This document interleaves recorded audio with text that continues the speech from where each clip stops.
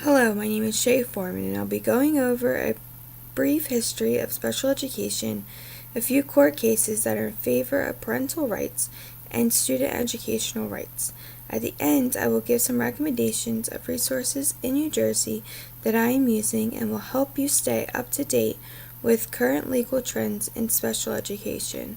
In the past history, in the late 1800s, children who were different or had disabilities in the United States were unable to get a public education or were segregated from other students. If students were not in school, then they were at home and the responsibility of education fell on the families. By the mid-1900s, an important event happened that would change the appreciation of the self-worth and dignity of a person. This event was the Brown versus Board of Education court case. The courts decided that children had the right to a free public education on equal terms no matter their race and without segregation. From this, it was determined that segregation of students had a negative effect on the students and altered their ability to learn to the full extent. Congress made some efforts to give students with disabilities educational opportunities by establishing grant programs to assist their states in expanding programs. The Brown case led the way to court cases that involved the educational system and students with disabilities.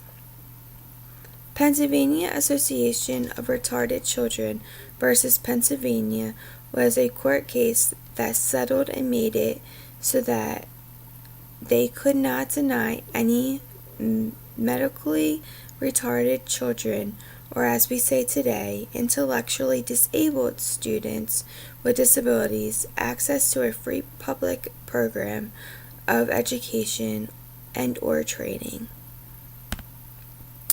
The PARC case was followed by Mills versus Board of Education, in which went a little bit further than the PARC and stated that no child with disabilities could be excluded from a regular public school unless the proper alternate solutions were in place that accommodated the children's needs.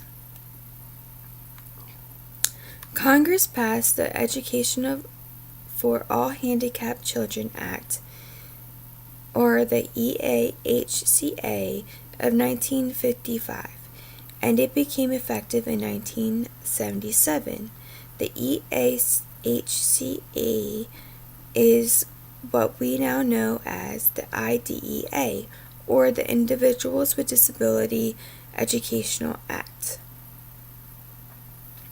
The IDEA is to protect the rights of children with disabilities and to make sure all these students get a free education. The placement of the child must be in the least restrictive and appropriate setting, and protocols are in place to make sure requirements are met. This means that students with disabilities should be receiving free education in a classroom that meets all their needs. The goal is to have children with disabilities in a classroom where they can interact with their peers. Under the IDEA is the FAPE mandate, or the FAPE, which is free, appropriate public education. All children with disabilities from ages 3 to 21 are entitled to the FAPE in special education and related services. They might need to meet their goals. IDEA changed again in 1997. Congress addressed the quality of services provided to students with disabilities by adding requirements concerning the goals and outcomes for these students with disabilities. The provisions include having higher expectations for the students with disabilities and giving them access to general education, the general curriculum. In 2004, Congress amended these statutes again, and these changes were to make sure that children with disabilities were being held to the highest level of expectations and ensuring that they were getting the general education curriculum in the general education classroom and environment, making sure all students are being challenged and prepared to lead productive and independent adult lives to the best of their abilities. Now, that is the brief history and the current history of special education. Here are some recommendations that I have that you can get some more news or incoming news of the changes that may occur. If you go to the New Jersey educational website and you go to the special education link, the link gives parents, caregivers, teachers, and anyone else who wants the information information about New Jersey and the special education. You can find data reports, legal proceedings and the responsibilities, learning opportunities, resources, New Jersey tiered system of supports, and special education due process hearing decisions.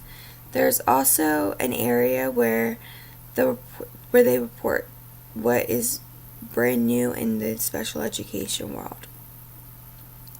A next resource that may be helpful is the IDEA website, and this website gives you information about the IDEA and what is going on that is new in that area. The next website that I would recommend is the National Center of Learning Disabilities.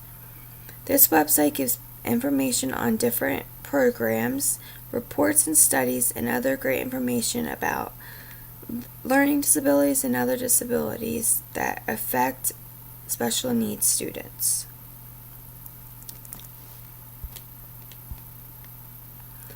All children with disabilities do not have a proper education or the right to one until 1975 with the Education for the Handicapped Children Act, or the IDEA. And even then, there were problems in the systems. We have come a long way to give students with disabilities a proper education, where they can have full access to the curriculum and interact with their peers. Of course, there are still some more changes that need to be done and more needs that need to be met, but hopefully you are able to take the information and resources that have been provided and become more informed. Thank you.